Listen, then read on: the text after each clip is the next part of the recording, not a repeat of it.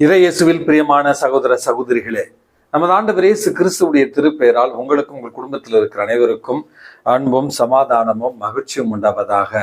அன்புமிக்கவர்களே, கடந்த 2 தினங்களுக்கு முன்பாக இந்தியாவினுடைய தலைநகரான டெல்லியில ஒரு கார் வெடிகுண்டு விபத்து நடந்திருக்கிறது என்பது உண்மையாகவே மனதிற்கு வேதனை தருகிறது.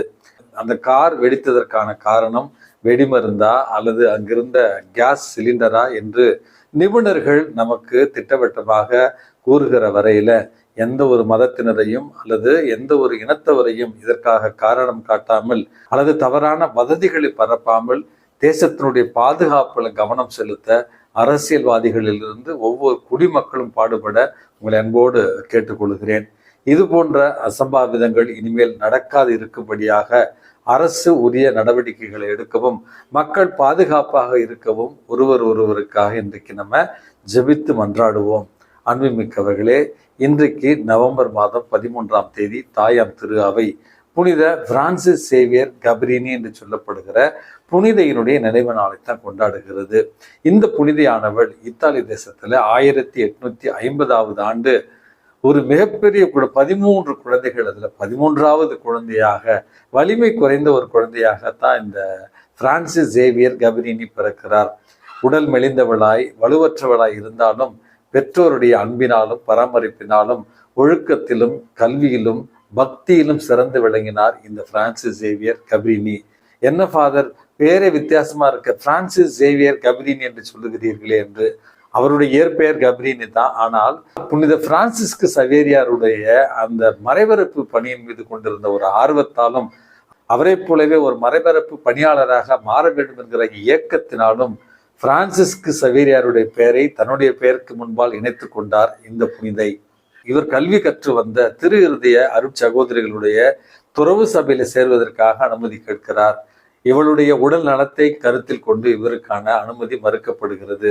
பிறகு அதே நிறுவனத்துல ஆசிரியர் பயிற்சியை முடித்து இவர் ஆசிரியர் பணியை தொடங்குகிறார். பிறகு தன்னோடு பணி செய்து கொண்டிருந்த 7 நண்பர்களோடு சேர்ந்து இயேசுவனுடைய திரு இருதய அருட்பணி சகோதரிகள் என்கிற ஒரு துறவு சபையை இவர் ஆரம்பிக்கிறார். அன்புமிக்கவர்களே, இறைவனுடைய ஆசீர்வாதத்தால் ஏழை எளிய இளம்பெண்களுக்கான தொடங்கப்பட்ட இந்த ஒரு துறவர சபையானது அவர்களுடைய கல்வியில அக்கறை செலுத்தியும் அதே நேரத்துல விசுவாசத்துல அவர்களை வளர்த்தெடுக்கிற ஒரு அழகான பணியும் தொடங்கி கொஞ்சம் கொஞ்சமாக பிரபலம் அடைகிறது.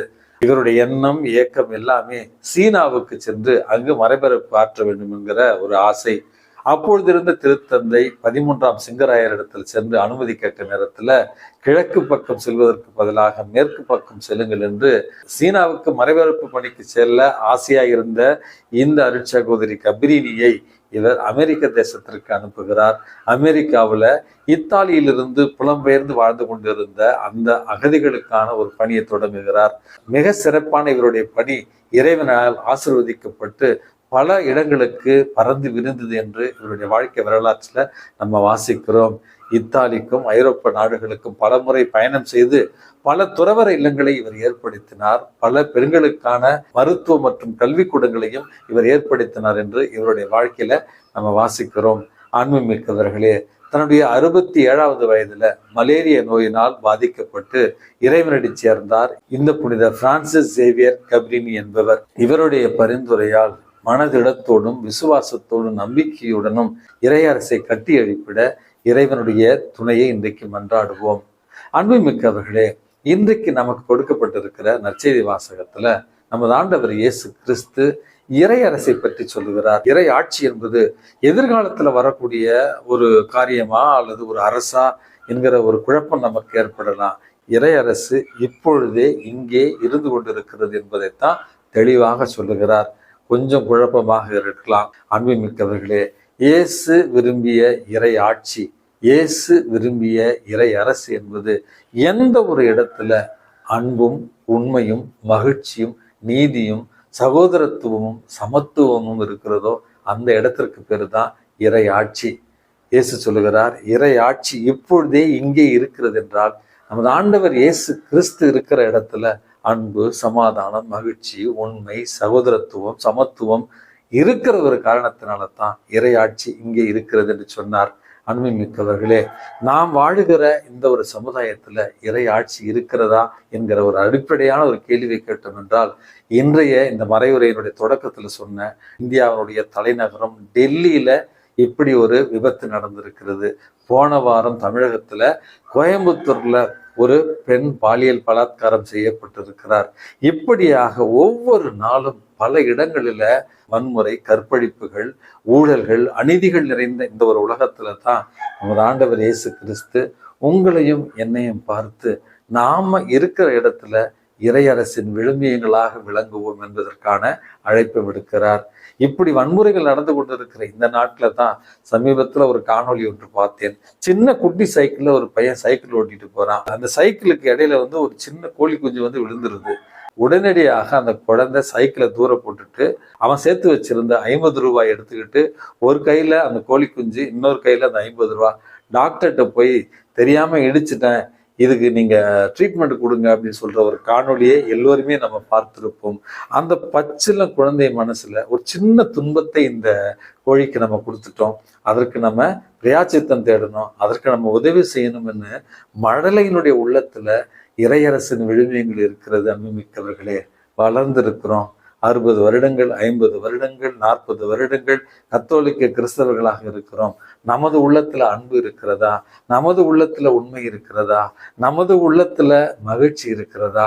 நமது உள்ளத்துல பாராபட்சம் இல்லாமல் எல்லோரையுமே ஏற்றுக்கொள்கிற அந்த சகோதரத்துவம், சமத்துவம் இருக்கிறதா என்கிற அடிப்படையான ஆன்ம சோதனையோடு இயேசுவினுடைய பிள்ளைகளாய் நாம் இருக்கிற இடங்களில உண்மையாகவே இறையரசின் விழுமியங்களை விதைத்திட இறைவனிடத்துல மன்றாடுவோம். 2வது பகுதியான நற்செய்தி வாசகத்துல தன்னுடைய சிலுவை மரணத்தை பற்றி நமது ஆண்டவர் இயேசு கிறிஸ்து சொல்லுகிறார். அன்புமிக்கவர்களே, சிலுவை மரணம் இல்லை என்றால் நமக்கு இயேசுனுடைய உயிர்ப்பு இருந்திருக்காது. அதே போலதான் மனித வாழ்க்கையில நமக்கு ஏற்படுகிற துன்பங்கள், நமக்கு ஏற்படுகிற சவால்கள், நமக்கு ஏற்படுகிற துயரங்கள், இவற்றை அனைத்தையுமே இயேசுவுக்காக நாம் சுமந்து கொண்டு மனித வாழ்க்கையில முன்னேறி செல்கிற நேரத்துல நித்தியத்திற்கும் நிலையான மகிழ்வான நிலையான வாழ்வை இறைவன் நமக்கு பரிசாக கொடுப்பார் என்பதையும் இன்றைக்கு நமது ஆண்டவர் இயேசு கிறிஸ்து தெளிவாக சொல்லுகிறார். ஆகவே இறை அரசை நம்முடைய வாழ்க்கையால் இங்கு வாழ்ந்திடவும், நிலை வாழ்விற்காய் அன்றாட துன்பங்களை இயேசுவுக்காக ஏற்று வாழ்ந்திடவும் இறைவன் உங்களையும் என்னையும் தூண்டுவாராக. எல்லாம் வல்ல இறைவன் தந்தை, மகன், தூய ஆவி உங்களையும் உங்கள் குடும்பத்தில் இருக்கிற அனைவரையும் நிறைவாக ஆசீர்வதித்து பாதுகாத்து வழிநடத்துவாராக. ஆமென்.